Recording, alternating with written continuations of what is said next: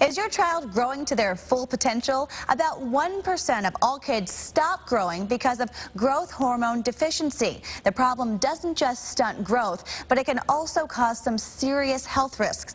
Lori Lyle reports. Nice. At nearly 5 feet, Billy Legitimacy is one of the tallest 10-year-olds on his baseball team. His older brother Jacob is stretching near the top of his class, too. Not surprising, considering Dad is 6'2". What is surprising? For some reason, they both stopped growing. At about 6 for Jacob. He did what I call flatlining.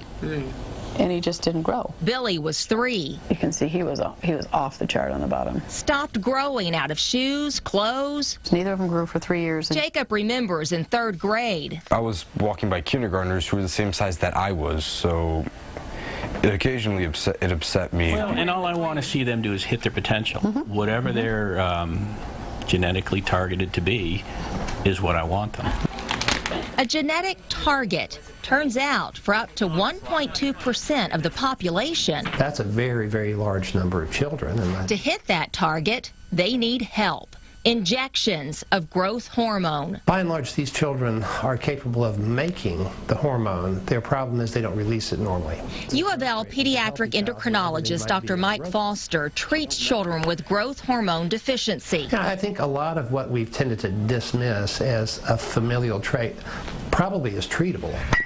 But says it's about much more than stature. Growth hormone doesn't just make your bones longer, it makes them stronger too. So kids who need growth hormone and don't get it have terrible bone density, and so they're prone to osteoporosis at very early ages. Muscle mass is affected and cardiovascular function. Heart muscle that lacks the stimulus of growth hormone doesn't pump efficiently. So the medical necessity is monumental. There's a scientific test for it, but it starts with growth charts. Well, the FDA has acknowledged that children who are at or below the 1.2 percentile should be tested, and says Foster, like the Legitimacies, children that don't match up with family history. And I think we're just now beginning to communicate that effectively to the primary care practicing. Normal growth for kids is about 2 inches a year. Both Jacob and Billy had some catching up.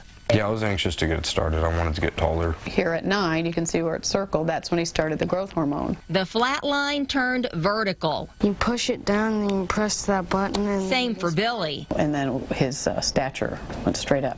Before treatment, Billy was on target to be 5'1". Now he's headed for 6'2", and Jacob near that. Yeah, learning that the problem that you've been struggling with can be fixed, I mean, it's a big relief. That was Lori Lyle reporting. Doctors say you can't make your child grow if they're not genetically programmed to do so.